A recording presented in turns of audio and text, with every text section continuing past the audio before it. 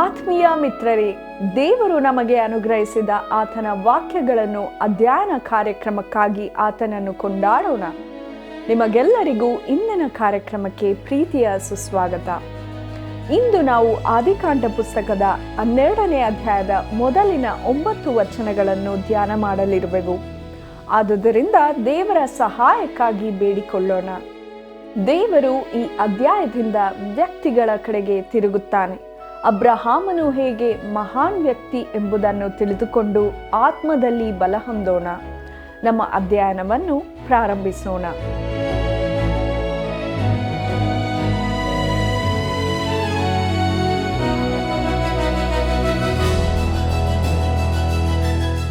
ಇಗೋ, ದೇವರೇ ನನಗೆ ರಕ್ಷಣೆ, ನಾನು ಹೆದರದೆ ಭರವಸೆ ಪಡುವೆನು. ಏಷಾಯ 12ನೇ ಅಧ್ಯಾಯ 2ನೇ ವಚನ. ಆತ್ಮೀಯ ವೀಕ್ಷಕರೇ, ನಿಮ್ಮೆಲ್ಲರಿಗೂ ಹೃದಯಪೂರ್ವಕವಾದ ವಂದನೆಗಳು ಹಾಗೂ ದೈವಾನ್ವೇಷಣೆ ಸತ್ಯವೇದ ಅಧ್ಯಯನ ಕಾರ್ಯಕ್ರಮಕ್ಕೆ ಸುಸ್ವಾಗತ.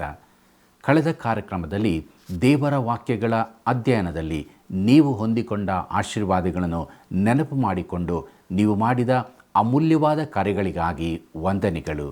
ಪ್ರಿಯರೇ, ಆದಿಕಾಂಡ ಪುಸ್ತಕದ ಅಧ್ಯಯನದ 12ನೇ ಅಧ್ಯಾಯಕ್ಕೆ ನಾವು ಬಂದಿದ್ದೇವೆ. ಇದರ ಮುಖ್ಯ ಪ್ರಸ್ತಾಪ ಅಬ್ರಹಾಮನಿಗೆ ದೇವರು ಕೊಟ್ಟ ಕರೆ ಹಾಗೂ ವಾಗ್ದಾನ, ಅಬ್ರಹಾಮನ ಪ್ರತಿಸ್ಪಂದನೆ, ಅವನ ನಂಬಿಕೆಯಲ್ಲಿನ ಕೊರತೆ ಎಂಬುದಾಗಿದೆ. ಪ್ರಿಯರೇ, ನಮ್ಮೆದುರಿನಲ್ಲಿನ ಈ ಅಧ್ಯಾಯವು ಆದಿಕಾಂಡದುದ್ದಕ್ಕೂ ಹರಿಯುವ ಭವ್ಯ ಕಣಿವೆಯ ಆಚೆ ಬದಿಗೆ ತಂದಿರುತ್ತದೆ.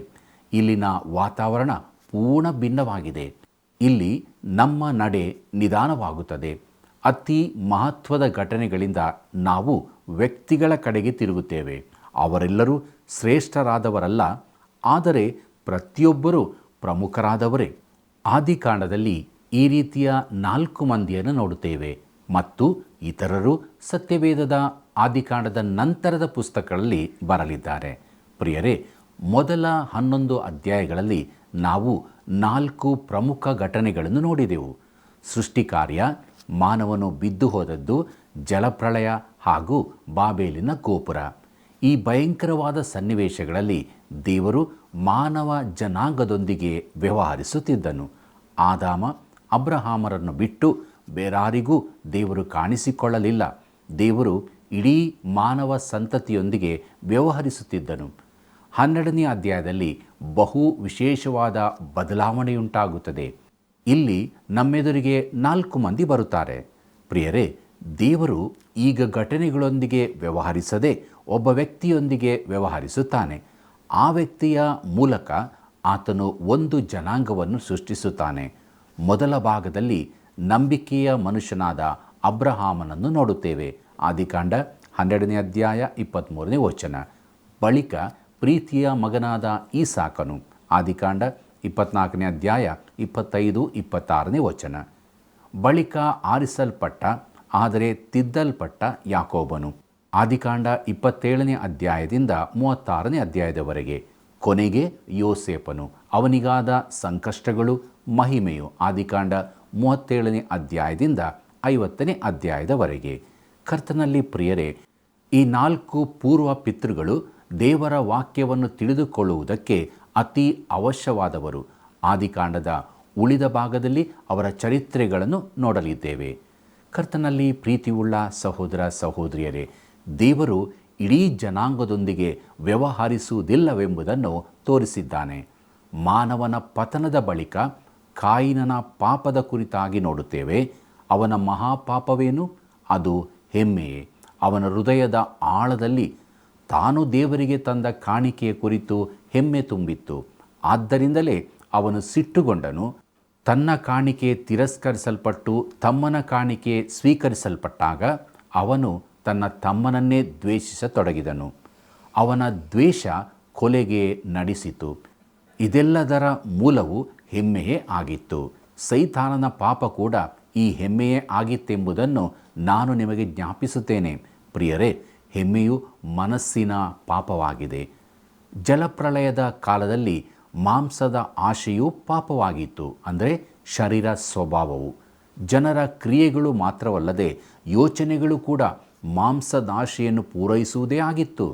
ಆ ಸಮಯದಲ್ಲಿ ದೇವರು ಮಾನವನನ್ನು ದಂಡಿಸಲು ಜಲಪ್ರಳಯವನ್ನು ಬರಮಾಡಬೇಕಾಯಿತು. ಮತ್ತು ಆ ಕಾಲದಲ್ಲಿ ಒಬ್ಬ ವಿಶ್ವಾಸಿ ನೋಹನು ಮಾತ್ರವೇ ಇದ್ದನು. ಒಂದು ವೇಳೆ ದೇವರು ಇನ್ನೂ ಕಾದಿರುತ್ತಿದ್ದರೆ ಇಡೀ ಮಾನವ ಸಂತತಿಯೇ ನಾಶವಾಗುತ್ತಿತ್ತು. ದೇವರು ಲೋಕದ ವಿಚಾರದಲ್ಲಿ ಅತಿಯಾದ ತಾಳ್ಮೆಯನ್ನು ತೋರಿಸಿದ್ದಾನೆ. ಆತನು 969 ವರ್ಷಗಳ ಕಾಲ ಮೆತೂಷೆಲನ ಆಯುಷ್ಯ ಕಾಲದ ಪೂರ್ತಿಯಾಗಿ ಕಾದಿದ್ದನು. ಒಬ್ಬನಿಗೆ ಮನಸ್ಸು ಬದಲಾಯಿಸಲು 969 ವರ್ಷಗಳ ದೀರ್ಘ ಅವಧಿ ಕೊಡುವುದು ನಿಜವಾಗಿಯೂ ವಿಶೇಷವಾದದ್ದೆಂದು ನೀವು ಕೂಡ ಹೇಳುವಿರಿ. ಆದರೆ ಜನರು ದೇವರ ಕಡೆಗೆ ತಿರುಗಿಕೊಳ್ಳುವ ಬದಲಾಗಿ ಬಹಿರಂಗವಾಗಿ ದೇವರಿಗೆ ವಿರುದ್ಧವಾಗಿಯೇ ನಡೆದುಕೊಂಡರು.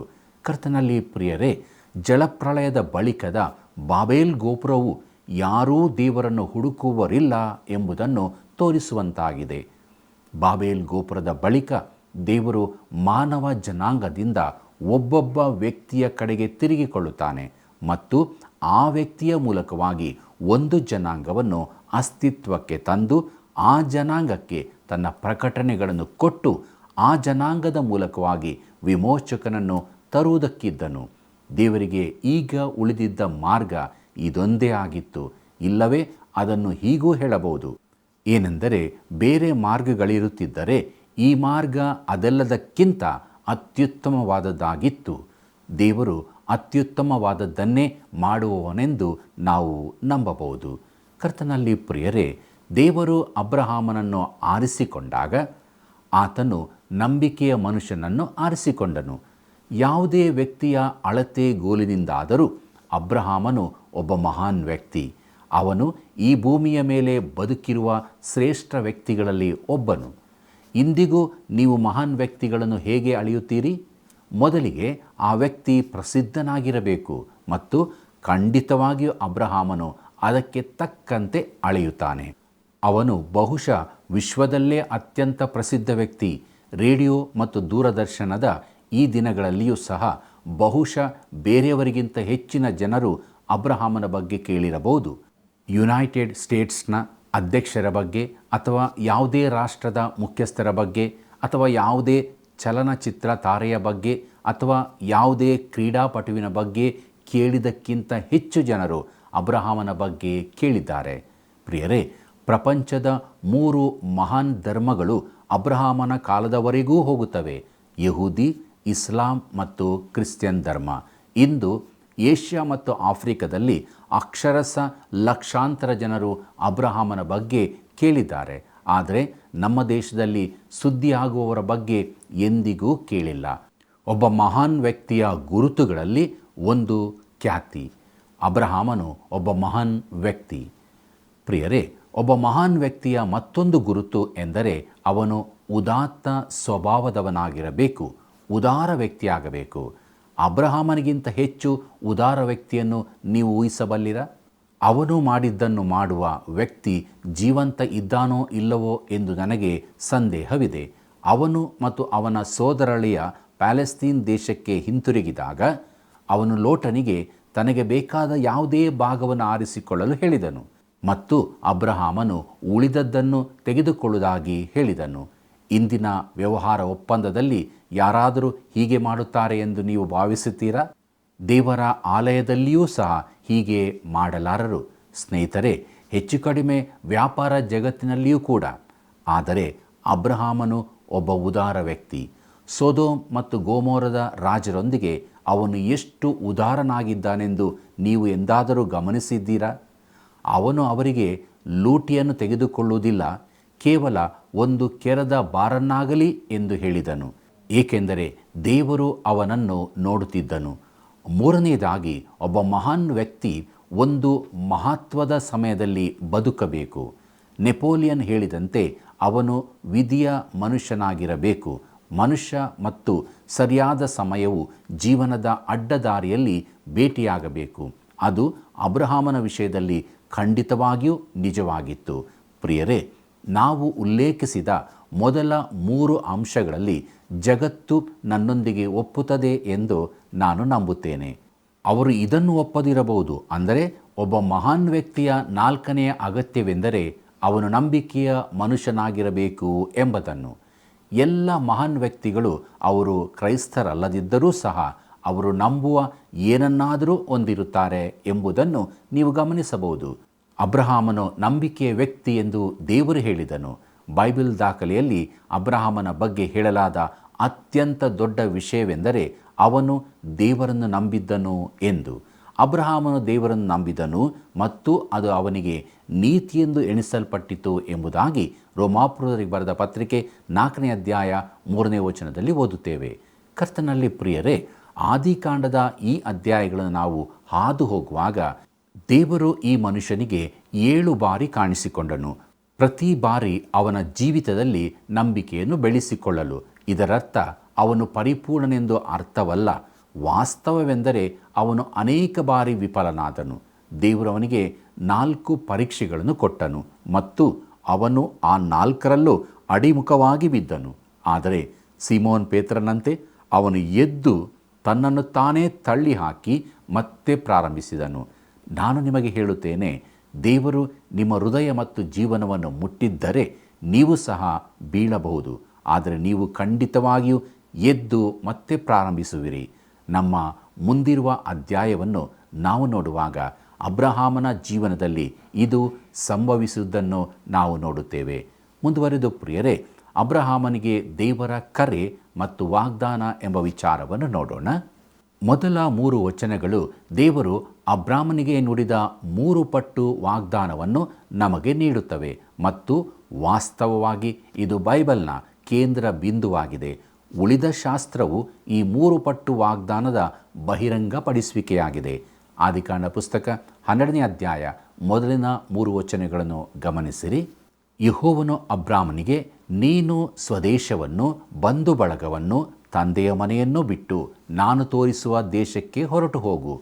ನಾನು ನಿನ್ನನ್ನು ದೊಡ್ಡ ಜನಾಂಗವಾಗುವಂತೆ ಮಾಡಿ ಆಶೀರ್ವದಿಸಿ ನಿನ್ನ ಹೆಸರನ್ನು ಪ್ರಖ್ಯಾತಿಗೆ ತರುವೆನು. ನೀನು ಆಶೀರ್ವಾದ ನಿಧಿಯಾಗುವಿ. ನಿನ್ನನ್ನು ಅರಸುವವರನ್ನು ಹರಸುವೆನು, ನಿನ್ನನ್ನು ಶಪಿಸುವವರನ್ನು ಶಪಿಸುವೆನು. ನಿನ್ನ ಮೂಲಕ ಭೂಲೋಕದ ಎಲ್ಲ ಕುಲದವರಿಗೂ ಆಶೀರ್ವಾದ ಉಂಟಾಗುವುದು ಎಂದು ಹೇಳಿದನು ಎಂಬುದೇ. ಪ್ರಿಯರೇ, ಈ 3 ಪಟ್ಟುಗಳ ಆಶೀರ್ವಾದದಲ್ಲಿ ಮೊದಲನೆಯದು ಸ್ವಾಸ್ಥ್ಯಕ್ಕೆ ಅಂದರೆ ಭೂಮಿಗೆ ಸಂಬಂಧಪಟ್ಟದ್ದು. ನಾನು ನಿನಗೆ ಒಂದು ದೇಶವನ್ನು ತೋರಿಸುವೆನು, ಅದನ್ನು ನಿನಗೆ ಕೊಡುವೆನು. ವಾಗ್ದಾನದ 2ನೆಯದು ಜನಾಂಗದ್ದು. ನಿನ್ನಿಂದ ದೊಡ್ಡ ಜನಾಂಗ ಉಂಟಾಗುವಂತೆ ಮಾಡಿ ನಿನ್ನನ್ನು ಆಶೀರ್ವದಿಸಿ ನಿನ್ನ ಹೆಸರನ್ನು ಪ್ರಖ್ಯಾತಿಪಡಿಸುವೆನು. ಮಾತ್ರವಲ್ಲದೆ ನಿನ್ನನ್ನು ಹರಸುವವರನ್ನು ಹರಸುವೆನು, ನಿನ್ನನ್ನು ಶಪಿಸುವವರನ್ನು ಶಪಿಸುವೆನು ಎಂದು ಮಾತು ಕೊಟ್ಟನು. ಪ್ರಿಯರೇ, 3ನೆಯ ಆಶೀರ್ವಾದವೆಂದರೆ ಅವನನ್ನು ಆಶೀರ್ವಾದದ ನಿಧಿಯಾಗುವಂತೆ ಮಾಡುತ್ತೇನೆಂಬುದು. ಇದು ದೇವರ 3 ಪಟ್ಟುಗಳ ಆಶೀರ್ವಾದವಾಗಿದೆ. ಪ್ರಿಯರೇ, ಇಲ್ಲಿ ಒಂದು ಪ್ರಶ್ನೆ ಏಳುತ್ತದೆ. ದೇವರು ಅಬ್ರಾಮನಿಗೆ ಮಾಡಿದ ವಾಗ್ದಾನಗಳನ್ನು ನೆರವೇರಿಸಿದ್ದಾನೋ? ಅವನಿಂದ ದೊಡ್ಡ ಜನಾಂಗವಾಗುವಂತೆ ಮಾಡಿದ್ದಾನೋ? ದೇವರು ಖಂಡಿತವಾಗಿಯೂ ಅವನಿಂದ ಒಂದು ದೊಡ್ಡ ರಾಷ್ಟ್ರವನ್ನು ತಂದಿದ್ದಾನೆ ಮತ್ತು ಅದು ಬಹುಶಃ ಈ ಭೂಮಿಯ ಮೇಲಿನ ಯಾವುದೇ ಜನರ ರಾಷ್ಟ್ರವಾಗಿ ದೀರ್ಘಾವಧಿಯ ಅವಧಿಯನ್ನು ಹೊಂದಿದೆ. ಯಾರೂ ಅವರನ್ನು ಸಂಪೂರ್ಣವಾಗಿ ಸರಿಗಟ್ಟಲು ಸಾಧ್ಯವಿಲ್ಲ. 2ನೇ ವಾಗ್ದಾನವೇನು? ಅಬ್ರಹಾಮನು ಲೋಕದ ಜನಾಂಗಗಳಿಗೆ ಆಶೀರ್ವಾದ ನಿಧಿಯಾದನೋ? ಹೌದು, ಕರ್ತನಾದ ಯೇಸು ಕ್ರಿಸ್ತನ ಮೂಲಕ ಇಡೀ ಲೋಕಕ್ಕೆ ಆಶೀರ್ವಾದ ಉಂಟಾಯಿತು ಮತ್ತು ಅಬ್ರಹಾಮನ ಮುಖಾಂತರ ದೇವರ ವಾಕ್ಯವು ನಮ್ಮೆಲ್ಲರಿಗೂ ಕೊಡೋಣವಾಯಿತು. ಪ್ರಿಯರೇ, ದೇವರು ಮೊದಲನೆಯ ವಾಗ್ದಾನವನ್ನು ಹೊರತುಪಡಿಸಿ ಉಳಿದೆರಡನ್ನೂ ನೆರವೇರಿಸಿದ್ದಾನೆ. ಅಬ್ರಾಮನೇ, ಈ ದೇಶವನ್ನು ನಿನಗೆ ಕೊಡುತ್ತೇನೆ ಎಂದು ದೇವರು ಹೇಳಿದ್ದನು. ಈಗ ಆ ದೇಶದಲ್ಲಿನ ಪರಿಸ್ಥಿತಿಯನ್ನು ಗಮನಿಸಿರಿ. ಅವರು ತಮ್ಮ ದೇಶದ ಭಾಗಗಳನ್ನು ಬಹು ಪ್ರಯಾಸದಿಂದ ಹಿಡಿದಿಟ್ಟುಕೊಂಡಿದ್ದಾರೆ. ಅದು ಇನ್ನೂ ಅವರದ್ದಾಗಿಲ್ಲ. ದೇವರು ಈ ವಾಗ್ದಾನವನ್ನು ನೆರವೇರಿಸಿಲ್ಲ ಎಂದು ಯಾರಾದರೂ ಹೇಳಬಹುದು. ಆದರೆ ನಾವು ಅದನ್ನು ಆ ದೃಷ್ಟಿಯಿಂದ ನೋಡದಿರೋಣ. ದೇವರಿಗೂ ಸಮಯ ಕೊಡೋಣ. 3 ವಾಗ್ದಾನಗಳಲ್ಲಿ 2 ಪರಿಪೂರ್ಣ ನೆರವೇರಿದೆ. ಅವರು ತನಗೆ ಅವಿಧೇಯರಾದರೆ, ತನ್ನಿಂದ ದೂರ ಹೋದರೆ ತಾನು ಅವರನ್ನು ಆ ದೇಶಕ್ಕೆ ಸೇರಿಸುವುದಿಲ್ಲವೆಂದು ದೇವರು ಹೇಳಿದ್ದಾನೆ. ಪ್ರಿಯರೇ, ಅವರು ಇನ್ನೂ ಕೂಡ ಆತನಿಂದ ದೂರವಾಗಿದ್ದಾರೆ. ಆದ್ದರಿಂದಲೇ ಅವರಿಗೆ ಅಲ್ಲಿ ಸಂಕಟಗಳು ಬಂದಿವೆ. ದೇವರು ತನ್ನ ಮಾತನ್ನು ಕೈಕೊಳ್ಳುವುದಿಲ್ಲವೆಂದು ಹೇಳಬೇಡಿ. ದೇವರು ತಾನು ಹೇಳಿದಂತೆಯೇ ನಡೆದುಕೊಂಡಿದ್ದಾನೆ. ಇಸ್ರಾಯೇಲ್ಯರನ್ನು ತಿರುಗಿ ದೇವರು ಅವರ ಸ್ವದೇಶದಲ್ಲಿ ಸೇರಿಸುತ್ತಾನೆ. ಆಗ ಅವರು ಅದನ್ನು ಹಿಡಿದಿಟ್ಟುಕೊಳ್ಳಲು ಹೋರಾಡಬೇಕಾಗಿಲ್ಲ. ಅವರು ಪೂರ್ವಕ್ಕೆ ಯುಪ್ರಟೀಸ್ ನದಿಯವರೆಗೆ ಮತ್ತು ಹಿತ್ತಿಯರ ರಾಷ್ಟ್ರದ ಉತ್ತರದವರೆಗೆ ಮತ್ತು ಅರೇಬಿಯನ್ ಮರುಭೂಮಿಯಲ್ಲಿ ಒಂದು ಸಣ್ಣ ನದಿಯಾದ ಈಜಿಪ್ಟ್ ನದಿಯವರೆಗೆ ದಕ್ಷಿಣಕ್ಕೆ ಭೂಮಿಯನ್ನು ಹೊಂದಿರುತ್ತಾರೆ. ಅದೊಂದು ಚಿಕ್ಕ ನದಿ. ದೇವರು ಅಬ್ರಹಾಮನಿಗೆ ವಾಗ್ದಾನ ಮಾಡಿದ ದೇಶವನ್ನು ಭೂಪಟದಲ್ಲಿ ನೋಡಬಹುದು. ಕರ್ತನಲ್ಲಿ ಪ್ರಿಯರೇ, ದೇವರು ಕೊಟ್ಟ ಈ ಪ್ರದೇಶವನ್ನು ಅವರು ಪೂರ್ತಿಯಾಗಿ ವಶ ಮಾಡಿಕೊಂಡಿಲ್ಲ. ಅವರ ಅಧಿಕಾರದ ಅತ್ಯುನ್ನತ ಸ್ಥಿತಿಯಲ್ಲಿಯೂ ಅವರು 3,00,000 ಚದರ ಮೈಲುಗಳನ್ನು ತಮ್ಮದಾಗಿಸಿಕೊಂಡಿದ್ದರು. ಅವರು ವಶಪಡಿಸಿಕೊಳ್ಳಬೇಕಾದದ್ದು ಇನ್ನೂ ಇದೆ, ಆದರೆ ಅದನ್ನು ದೇವರ ಸಮಯದಲ್ಲಿ ಆತನ ಮಾರ್ಗಕ್ಕನುಸಾರವಾಗಿ ಅವರು ಹೊಂದಿಕೊಳ್ಳಬೇಕಾಗಿದೆ. ಕರ್ತನಲ್ಲಿ ಪ್ರಿಯರೇ, ವಿಶ್ವಸಂಸ್ಥೆಯಾಗಲಿ, ಅಮೆರಿಕವಾಗಲಿ, ರಷ್ಯಾವಾಗಲಿ ಈ ಕುರಿತು ಏನು ಮಾಡಲು ಸಾಧ್ಯವಿಲ್ಲ. ನನ್ನ ಸ್ನೇಹಿತರೆ, ನಾನು ಕುಳಿತುಕೊಳ್ಳುವ ಸ್ಥಳ ಇಂದು ತುಂಬ ಆರಾಮದಾಯಕವಾಗಿದೆ. ದೇವರು ವಿಷಯಗಳನ್ನು ನಡೆಸುತ್ತಿದ್ದಾನೆ ಎಂಬ ನಿಲುವಿಗೆ ನಾನು ಬಂದಿದ್ದೇನೆ. ಪತ್ರಿಕೆಯಲ್ಲಿನ ಮುಖ್ಯಾಂಶಗಳಿಂದ ಭಯಪಡದೆ ಮತ್ತು ಜಗತ್ತಿನಲ್ಲಿ ಏನು ನಡೆಯುತ್ತಿದೆ ಎಂಬುದರ ಬಗ್ಗೆ ತೊಂದರೆಗೊಳಗಾಗದೆ ಇಲ್ಲಿ ಕುಳಿತುಕೊಳ್ಳುವುದು ಒಳ್ಳೆಯದು. ದೇವರು ಎಲ್ಲವನ್ನೂ ನಿಯಂತ್ರಿಸುತ್ತಾನೆ ಮತ್ತು ಅವನು ತನ್ನ ಸ್ವಂತ ರೀತಿಯಲ್ಲಿ ವಿಷಯಗಳನ್ನು ಸರಿಪಡಿಸಿಕೊಳ್ಳುತ್ತಾನೆ. ಅಬ್ರಹಾಮನಿಗೆ ದೇವರು ಕೊಟ್ಟ ಈ 3 ವಾಗ್ದಾನಗಳ ವಿಚಾರದಲ್ಲಿ ಅವನು ಏನು ಮಾಡಿದನು? ಇದಕ್ಕೆ ಅಬ್ರಹಾಮನ ಪ್ರತಿಕ್ರಿಯೆ ಎಂಬುದನ್ನು ನೋಡೋಣ. ಕರ್ತನಲ್ಲಿ ಪ್ರಿಯರೇ, ಅಬ್ರಾಮನು ಕಸ್ದಿಯರ ಊರು ಎಂಬಲ್ಲಿರುವಾಗ ದೇವರು ಅವನನ್ನು ಕರೆದನೆಂದು ಸತ್ಯವೇದದ ಇತರ ಭಾಗಗಳಿಂದಲೂ ತಿಳಿದುಕೊಳ್ಳುತ್ತೇವೆ. ಅವನು ಮೆಸೊಪೊತಾಮ್ಯದಲ್ಲಿದ್ದಾಗ ಪ್ರಭಾವ ಸ್ವರೂಪನಾದ ದೇವರು ಅವನಿಗೆ ಕಾಣಿಸಿಕೊಂಡು, ನಿನ್ನ ಸ್ವದೇಶವನ್ನು ನಿನ್ನ ಬಂಧು ಬಳಗವನ್ನು ಬಿಟ್ಟು ನಾನು ತೋರಿಸುವ ದೇಶಕ್ಕೆ ಹೊರಟು ಹೋಗು ಎಂದು ಹೇಳಿದನು. ಆಗ ಅವನು ಕಸ್ದಿಯರ ದೇಶದಿಂದ ಹೊರಟು ಹೋಗಿ ಕಾರಾನಿನಲ್ಲಿ ವಾಸವಾಗಿದ್ದನು.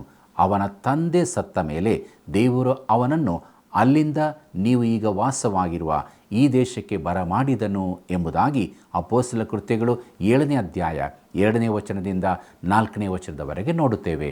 ಕರ್ತನಲ್ಲಿ ಪ್ರಿಯರೇ, ಅಬ್ರಹಾಮನು ತಾನು ಎಲ್ಲಿಗೆ ಹೋಗುತ್ತಿದ್ದೇನೆಂದು ತಿಳಿಯದೆ ತನ್ನ ಮನೆ, ವ್ಯವಹಾರಗಳು, ದೇಶದ ನಾಗರಿಕತೆ ಇವುಗಳನ್ನೆಲ್ಲ ಬಿಟ್ಟು ದೇವರಿಗೆ ವಿಧೇಯನಾಗಿ ಹೊರಟನು. ಆದರೂ ಅವನು ಪೂರ್ಣ ವಿಧೇಯನಾಗಲಿಲ್ಲ. ತನ್ನ ಕುಟುಂಬದ ಕೆಲವರನ್ನು ಜೊತೆಯಲ್ಲಿ ಕರಕೊಂಡು ಹೋದನು. ತನ್ನ ತಂದೆಯಾದ ತೆರಹನನ್ನೂ ಕರಕೊಂಡನು.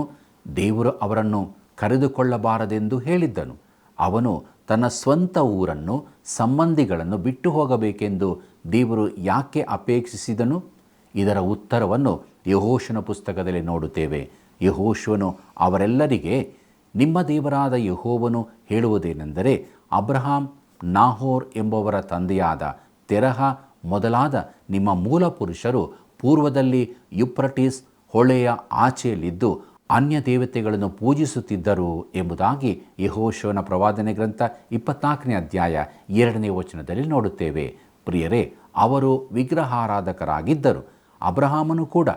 ಆ ದಿನಗಳಲ್ಲಿ ಲೋಕವು ದೇವರಿಂದ ಬಹು ದೂರವಾಗಿತ್ತು.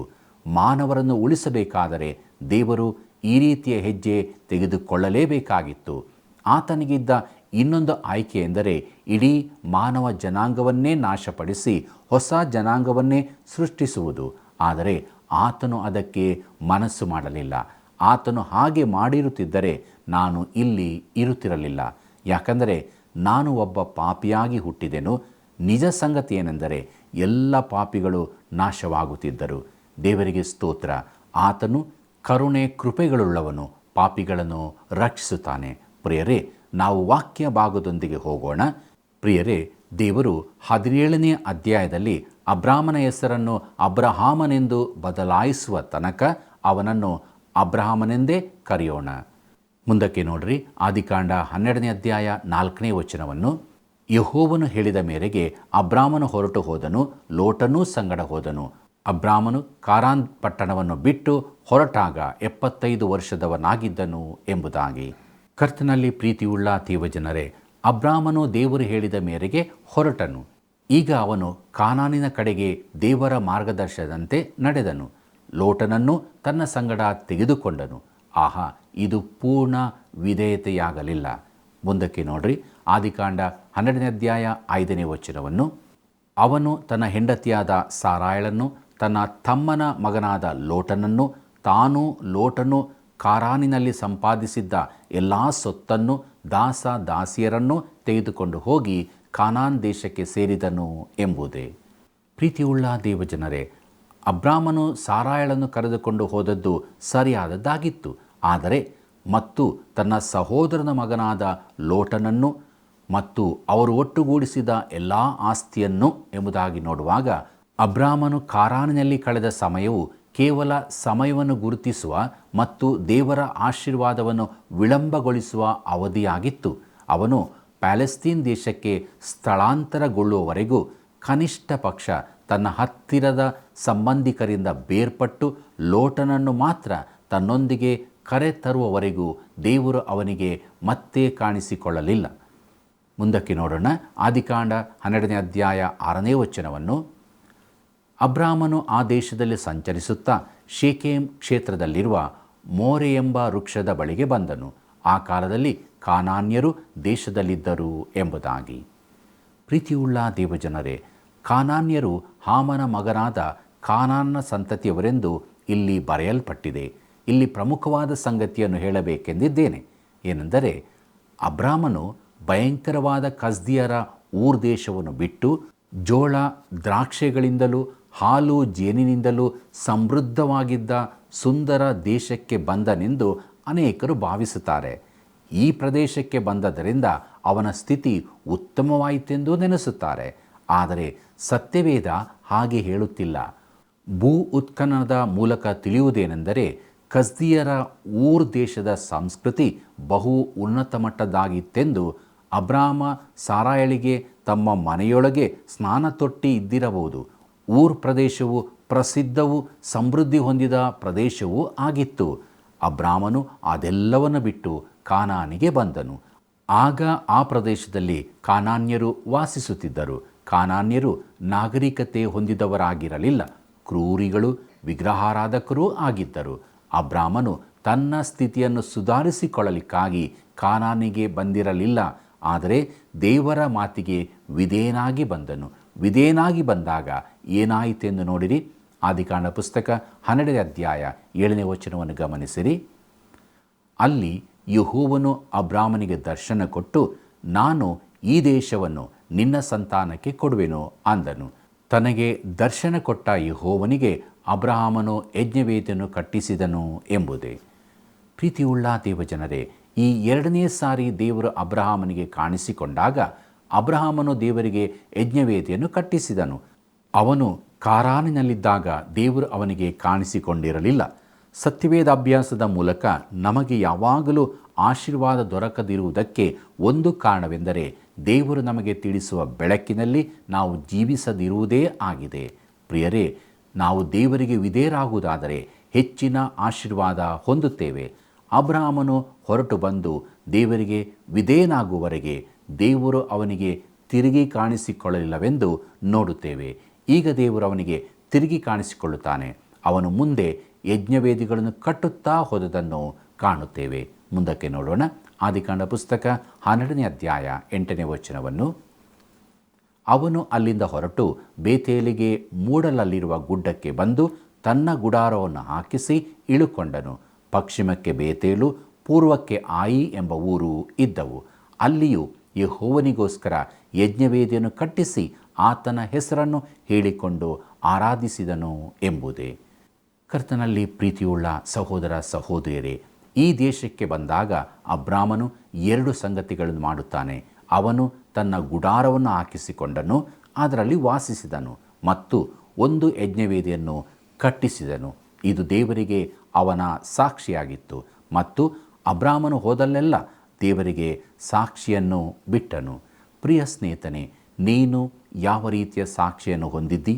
ಸಾಕ್ಷಿಗಾಗಿ ನೀನು ನಿನ್ನ ಮನೆ ಎದುರಿಗೆ ಕರಪತ್ರಗಳನ್ನಿಡಬೇಕಾಗಿಲ್ಲ. ಇಲ್ಲವೇ ನಿನ್ನ ವಾಹನದ ಮೇಲೆ ಯೇಸು ಪ್ರೀತಿಸ್ತಾನೆಂಬ ಸ್ಟಿಕ್ಕರನ್ನು ಅಂಟಿಸಬೇಕಾಗಿಲ್ಲ. ಇದು ನಿಜವಾದ ಸಾಕ್ಷಿಯಲ್ಲ. ಅಬ್ರಾಮನು ಮೌನವಾಗಿ ದೇವರನ್ನು ಆರಾಧಿಸಿದನು ಮತ್ತು ಅವನು ಕರ್ತನಾದ ಯೆಹೋವನ ಆರಾಧಕನೆಂದು ಕಾನಾನ್ಯರು ಬಹು ಬೇಗನೆ ತಿಳುಕೊಂಡರು. ಮುಂದಕ್ಕೆ ನೋಡೋಣ. ಆದಿಕಾಂಡ ಪುಸ್ತಕ 12ನೇ ಅಧ್ಯಾಯ 9ನೇ ವಚನವನ್ನು. ತರುವಾಯ ಅಬ್ರಾಮನು ಅಲ್ಲಿಂದ ಹೊರಟು ಕಾನಾನ್ ದೇಶದ ದಕ್ಷಿಣ ಸೀಮೆಗೆ ಮುಂದೆ ಮುಂದೆ ಹೋಗುತ್ತಾ ಇದ್ದನು ಎಂಬುದೇ. ಪ್ರಿಯರೇ, ದಕ್ಷಿಣ ದಿಕ್ಕಿನಲ್ಲಿ ಸ್ವಲ್ಪ ಬಿಸಿಯಾದ ವಾತಾವರಣವಿತ್ತು. ಆದ್ದರಿಂದ ಇವನು ದಕ್ಷಿಣದ ಕಡೆಗೆ ಹೋದನು. ಅವನು ಸುಮ್ಮನಿರುವವನಲ್ಲ, ಸಂಚಾರಿಯಾಗಿದ್ದನು. ಮುಂದಿನ ಕಾರ್ಯಕ್ರಮದಲ್ಲಿ ಅವನ ಜೀವಿತದಲ್ಲಿನ ದೋಷದ ಕುರಿತು, ಅಂದರೆ ಎರಡನೇದನ್ನು ನಾವು ನೋಡಲಿದ್ದೇವೆ.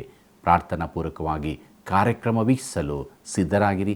ನಾವು ಕೂಡ ಕರೆದಂಥ ದೇವರಿಗೆ ವಿಧೇಯರಾಗಿ ಜೀವಿಸಿ ಆತನನ್ನು ಘನಪಡಿಸೋಣ. ಪ್ರಾರ್ಥನೆ ಮಾಡೋಣ. ಪ್ರೀತಿ ಸ್ವರೂಪನಾದ ದೇವರೇ, ನಿನ್ನ ಪರಿಶುದ್ಧವುಳ್ಳ ನಾಮಕ್ಕೆ ಅನಂತ ಸ್ತೋತ್ರವಾಗಲಿ. ನಿನ್ನ ಕರೆಗೆ ಹೋಗೊಟ್ಟು ನಮ್ಮ ಜೀವಿತ ನಾವು ಮುಂದೆ ಮುಂದೆ ಸಾಗುತ್ತಿರುವಾಗ ಇರುವಂಥ ಎಲ್ಲ ಪರಿಸ್ಥಿತಿಗಳಲ್ಲಿ ನಿನ್ನನ್ನೇ ಆತುಕೊಂಡು ನಿನಗೆ ವಿಧೇಯರಾಗಿ ನಿತ್ಯ ಜೀವದ ನಿರೀಕ್ಷೆಯಲ್ಲಿ ನಾವು ಜೀವಿಸುವಂತೆ ಸಹಾಯ ಮಾಡು. ನಮ್ಮೆಲ್ಲ ವೀಕ್ಷಕ ಬಾಂಧವರನ್ನು ಕರುಣ ಮಾಡು ಸ್ವಾಮಿ. ಅವರ ಭಿನ್ನಹಗಳನ್ನು ಪ್ರಾರ್ಥನೆಗಳನ್ನು ಆಲಿಸು. ನಿನ್ನ ನೀತಿಗನುಸಾರವಾದ ಸದುತ್ತರವನ್ನು ಕೊಟ್ಟು ಅವರು ನಿನ್ನಲ್ಲಿದ್ದುಕೊಂಡು ಫಲಭರಿತವಾದ ಜೀವಿತವನ್ನೇ ಜೀವಿಸುವಂತೆ ಸಹಾಯ ಮಾಡು. ನಿನ್ನ ಶುಭವೂ ಕೃಪೆಯು ನಮ್ಮೆಲ್ಲರನ್ನು ಯಾವಾಗಲೂ ಹಿಂಬಾಲಿಸಲಿ. ಯೇಸುವಿನ ನಾಮದಲ್ಲಿ ಬೇಡಿದ್ದೇವೆ ತಂದೆಯೇ, ಆಮೆನ್.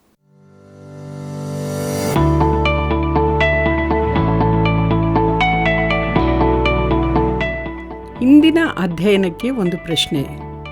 ಅಬ್ರಹಾಮನು ಕಾರಾನ್ ಪಟ್ಟಣವನ್ನು ಬಿಟ್ಟು ಹೊರಟಾಗ ಎಷ್ಟು ವರ್ಷದವನಾಗಿದ್ದನು? ಅಬ್ರಹಾಮನು ಕಾರಾನ್ ಪಟ್ಟಣವನ್ನು ಬಿಟ್ಟು ಹೊರಟಾಗ ಎಷ್ಟು ವರ್ಷದವನಾಗಿದ್ದನು? ಉತ್ತರ 75, 95, 100. ಸರಿಯಾದ ಉತ್ತರವನ್ನು ಆಯ್ಕೆ ಮಾಡಿ ಈಗ ಹೇಳುವ ವಾಟ್ಸಪ್ ಸಂಖ್ಯೆಗೆ ಕಳುಹಿಸಿರಿ. 7618737772. ಪ್ರಿಯರೇ, ಇಂದು ನಾವು ಅತಿ ಅಮೂಲ್ಯವಾದ ಸಂಗತಿಗಳನ್ನು ತಿಳಿದುಕೊಂಡೆವು. ಅಬ್ರಹಾಮನಿಗಾದ ಕರೆ, ದೇವರ ವಾಗ್ದಾನ, ಅಬ್ರಹಾಮನ ಪ್ರತಿಕ್ರಿಯೆ ಎಷ್ಟು ಅರ್ಥಪೂರ್ಣವಾಗಿತ್ತಲ್ಲವೇ? ದೇವರು ವ್ಯಕ್ತಿಗಳ ಕಡೆಗೆ ತಿರುಗಿದ್ದನ್ನು ಇಲ್ಲಿ ನಾವು ನೋಡಿಕೊಂಡೆವು. ಆದುದರಿಂದ ನಾವೆಲ್ಲರೂ ಕೂಡ ಯೇಸು ಕ್ರಿಸ್ತನ ಕಡೆಗೆ ತಿರುಗಿಕೊಂಡು ಆತ್ಮದಲ್ಲಿ ಬಲ ಹೊಂದಿ ದೇವರ ಮಕ್ಕಳಾಗಿ ಜೀವಿಸೋಣ. ಪ್ರಿಯ ವೀಕ್ಷಕರೇ, ದಿನಾಲೂ ಈ ಸೇವೆಗಾಗಿ ಪ್ರಾರ್ಥಿಸಿರಿ. ಇಂದೇ ಕರೆ ಮಾಡಿರಿ. ದೇವರ ಕೃಪೆಯು ಸದಾ ನಿಮ್ಮ ಸಂಗಡ ಇರಲಿ.